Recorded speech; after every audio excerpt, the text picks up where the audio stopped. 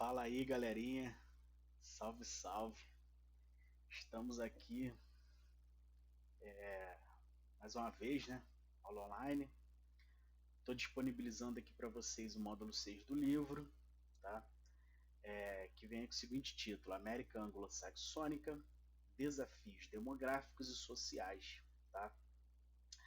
Galera, nós já falamos sobre o que é a América Anglo-Saxônica lá no módulo 5. A América Anglo-Saxônica é formada por países do continente americano que falam inglês ou que sofreram colonização de países de língua inglesa. Tá? Os dois principais aí que o livro vem abordando é o Canadá e os Estados Unidos. Semana passada, no módulo 5, o livro ele deu muita importância aos Estados Unidos, né, que é o maior país em população e economia da América Anglo-Saxônica. E hoje nós, aqui no módulo 6, vamos falar um pouquinho mais do Canadá e algumas coisas ali, até mesmo em comparação com os Estados Unidos, ok? Vamos lá? Então, gente, o livro já começa abordando aí a questão imigratória, tá? Enquanto os Estados Unidos ele tem uma política totalmente contrária à imigração, tá? Tanto que assim, desde o Bill Clinton, não é de hoje essa questão do muro que o Trump defende, o muro ele começou a ser iniciado entre os Estados Unidos e México na época do Bill Clinton, que é um antigo presidente dos Estados Unidos. Os Estados Unidos ele vem aí se opondo cada vez mais a essa política imigratória, porque segundo alguns governantes dos Estados Unidos, né, não todos, mas principalmente presidentes, eles vêm afirmando que a causa da violência nos Estados Unidos, os imigrantes tomam o emprego deles lá, são os imigrantes que levam droga, ou seja, quase basicamente todos os problemas lá nos Estados Unidos é jogado nos imigrantes. Esses imigrantes nos Estados Unidos, em sua grande maioria, são latinos. O que são latinos? Países aqui da América, né, do continente americano, que falam ou o português ou o espanhol, ou que foram colonizados aí por países de língua portuguesa e países que falam o idioma espanhol, tá? Então, galera, assim, diferente dos Estados Unidos, o Canadá ele tem uma política de receber esses imigrantes, tá? Mas não pense que no Canadá, porque ele tem uma política mais receptiva com os imigrantes, que é qualquer gato, cachorro, vira-lata que vai entrar lá, não, tá? Não é assim que funciona. Como que funciona? O Canadá ele tem uns sérios problemas de densidade demográfica, tá? Em alguns lugares lá, em algumas cidades. O que é o problema de densidade demográfica? Falta habitantes para o tamanho da cidade, tá? E o Canadá ele também tem um outro grande problema, que é o que? Em alguns lugares do Canadá, a população idosa já é maior do que a população jovem. Então falta mão de obra. Então, assim, como que o Canadá, por que o Canadá é receptivo à imigração? Gente, o Canadá, ele aceita a imigração, mas tem todos lá uns critérios que eles utilizam para essa pessoa ser aceita como imigrante, mas assim, ela tem que se encaixar nos critérios que a embaixada ou o governo canadense lhe impõe, tá ok? Como, por exemplo, dependendo da região do Canadá, você falar o francês ou o inglês, se enquadrar dentro de uma profissão naquela região lá, ou naquela cidade onde você está indo, que esteja precisando, tem carência. Ou seja, o Canadá ele é adepto a uma imigração, mas uma imigração com controle e para suprir algumas necessidades que existem dentro do país, tá ok? Espero que vocês tenham entendido essa diferença da política migratória do Canadá para os Estados Unidos. Uma outra questão aqui que o livro vem trazendo para a gente é a formação étnica no Canadá e dos Estados Unidos. O que é formação étnica? Como que se formou a população do Canadá e dos Estados Unidos? Aqui no Brasil nós somos uma população que teve aí a formação aí de índios, negros, brancos, ou seja, nós somos, a nossa formação étnica é aí do branco europeu, do índio e do negro africano, tá? Então a nossa formação étnica teve aí uma mistura, tanto que nós somos considerados um povo mestiço. No Canadá e nos Estados Unidos não foi muito diferente não, tá? No Canadá, gente, teve lá a formação étnica. Os europeus, em sua maioria franceses e ingleses, os franceses mais na área ali onde hoje é Quebec, tá? E os aborígenes. O que são os aborígenes? Os aborígenes são ali considerados nativos do Canadá, ou seja, os primeiros habitantes, que provavelmente migraram ali para aquela região na época aí do período glacial, fugindo, né, e tentando encontrar aí áreas do planeta de clima mais ameno e propício para a sobrevivência deles. Entre esses aborígenes tem dois principais grupos ali. Um são os Inuits e outros são os Mets. Tá?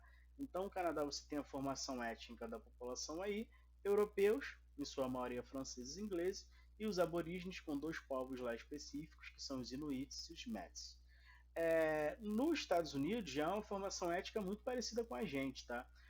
Os europeus, quando chegaram nos Estados Unidos, encontraram muito indígenas, inclusive esses filmes de cowboy, mostra lá os indígenas, até falei isso na outra aula, né, do módulo 5, que foi a Marcha para o Oeste. Os indígenas entrando em conflito com os cowboys entrando em conflito com os indígenas e vice-versa por terras, né? E os índios querendo expulsar eles dali, e os cowboys querendo expulsar os índios de lá. Então, assim, a formação étnica dos Estados Unidos é muito parecida com a nossa. Os índios foram dizimados, assim, dos Estados Unidos, né?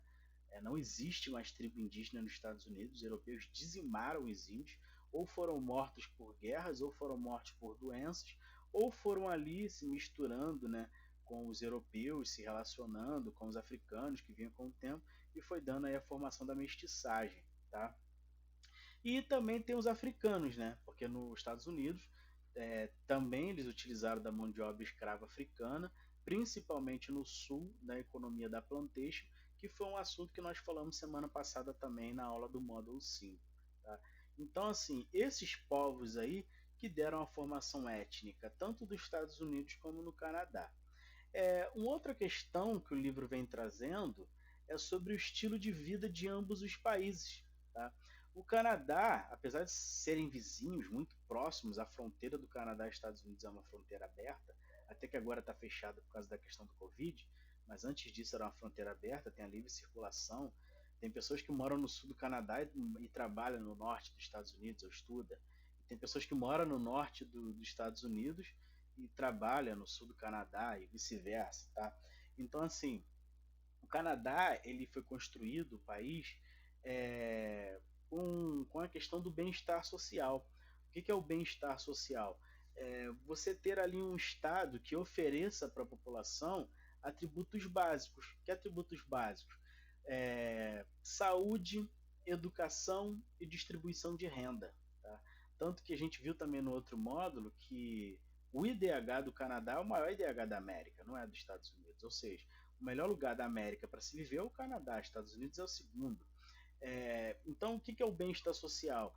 Que a população ela tenha, que o governo atenda questões básicas para a população e o setor privado aí ele vai levar a outra parte da economia do Canadá. Mas você tem um Estado ali participativo e que está ali cedendo atributos básicos para a população como saúde, segurança, distribuição de renda, educação, tá? Diferentemente dos Estados Unidos. Os Estados Unidos não é um país voltado ao bem-estar social. Muita gente acha que os Estados Unidos é o melhor lugar do mundo para se viver porque vê um consumo exorbitante nos filmes. Inclusive a sociedade dos Estados Unidos, ela foi pautada no consumo, American Way of Life, modo de vida americano, estilo de vida americano, né? Que é pautado totalmente no consumo. Nos Estados Unidos não existe uma política do bem-estar social. O que é a política do bem-estar social? O governo nos Estados Unidos ele não oferece esses atributos básicos para a população. Tá? Você tem lá um sistema de saúde que se você não tiver dinheiro para pagar você morre. É um sistema de saúde público, mas não é público. Como assim público? Tá lá, o governo toca aquilo lá, o sistema de saúde dos Estados Unidos, é do governo, né, adquirido com os impostos, mas se você usar a conta vai chegar na sua casa. Tá? Assim também como as escolas públicas nos Estados Unidos. É um público que não é público. Tá? O governo monta, o governo financia através dos impostos, mas tu vai pagar uma taxa para usar aquilo ali. Tá? Ou seja, assim, é um país onde o que é incentivado é o consumo e não o bem-estar social da população. Então, assim, o estilo de vida, como que foi tocado nesses países, é bem diferente, tá? E como eu falei, muita gente acha que só porque os Estados Unidos têm um consumo exacerbado, incentivado pelo governo, que lá acaba sendo o melhor lugar do mundo para se viver, mas não é bem assim, gente. O ser humano não vive só de consumo, tá? O ser humano ele precisa de tratamentos médicos, para quem, ainda mais quem não pode pagar, né? Ainda mais um país como os Estados Unidos, que ainda tem muito miserável e pobre, apesar de ser a maior economia do mundo, os Estados Unidos não conseguiu resolver essas questões de IDH, ainda tem muito miserável e pobre, diferentemente do Canadá, que aí é um país em que não se tem miseráveis e não se tem pobres, tá? Estados Unidos o IDH lá é elevadíssimo e o bem-estar social da população é bem alto também, tá ok? Gente, aqui é o livro que traz para vocês também a estrutura etária. O que é a estrutura etária aí? Quanto de vida, a expectativa de vida de cada população, né, dos Estados Unidos e Canadá. Você pode observar que o gráfico, a pirâmide do Canadá, ela é bem mais larga do que dos Estados Unidos. Ou seja, as pessoas no Canadá vivem mais do que nos Estados Unidos. Nos Estados Unidos é mais estreitada. Mas você pode observar também na pirâmide no Canadá que no Canadá tem mais idoso do que jovem. Tá? Já nos Estados Unidos, não. Já existe ali quase que um equilíbrio entre o número de idosos e o número de jovens. Ah, professor, qual é o problema disso daí? Você ter muito idoso e pouco jovem. Então, gente, vai faltar mão de obra, que é um dos problemas do porquê o Canadá ele financia a imigração, para suprir a mão de obra de algumas regiões e de algumas cidades do país. Tá? E tem um outro porém também, gente. Até aqui no Brasil, né, tem muito isso, tem muita gente que não sabe como funciona. As pessoas acham que é o governo que paga a Previdência Social. O que é Previdência Social? Aposentadoria. Tá? Ah, mas o governo não está pagando minha aposentadoria. Não, gente, não é o governo que paga a aposentadoria. O governo ele repassa o dinheiro por um órgão chamado Previdência Social para os aposentados. Ué, então quem paga a aposentadoria? Aqueles que estão no mercado de trabalho, a população economicamente ativa. Nós, jovens, tá? Que estamos no mercado de trabalho. Vocês aí se perguntarem os pais de vocês, eles têm um contra-cheque. E todo mês lá no contra-cheque deles tem impostos que são inseridos pelo governo, aonde tira descontos do salário dessa pessoa. Por exemplo, uma pessoa que ganha R$ 2.000, ela não vai pegar R$ 2.000. Tem, além dos descontos ali de outras coisas que vai ter no contra-cheque, tem lá os descontos inseridos pelo governo. Tá? E esse tá como lá INSS, ISS, e isso daí vai para o órgão da Previdência Social, sem falar de outros órgãos lá também que vão, tá? E esse dinheiro ele vai ser repassado para os aposentados, ou seja, vai ser pago pelo governo a aposentadoria deles.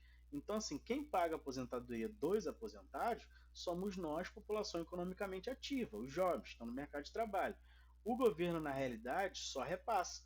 Então, se o Canadá está tendo uma população idosa maior do que uma população jovem, adulta em muitas regiões, vai começar a existir problemas de quê? Da Previdência Social, como que a gente vai pagar a aposentadoria dessa galera, tá? Que é uma das questões que vem sendo debatida lá no Canadá também, tá? Então, é isso daí, galera. Esse capítulo é pequeno. Espero que vocês tenham gostado, espero que vocês tenham entendido, tá? Agradecer a galera aí que vem participando ativamente na plataforma, fazendo as questões, refazendo quando eu peço para fazer, tá? Você vê ali que tem muita gente que quando erra realmente vai lá no livro, dá uma lida na página que eu pedi, no capítulo que eu pedi, reassiste o vídeo e refaz lá e tira aquele 100 bonitão.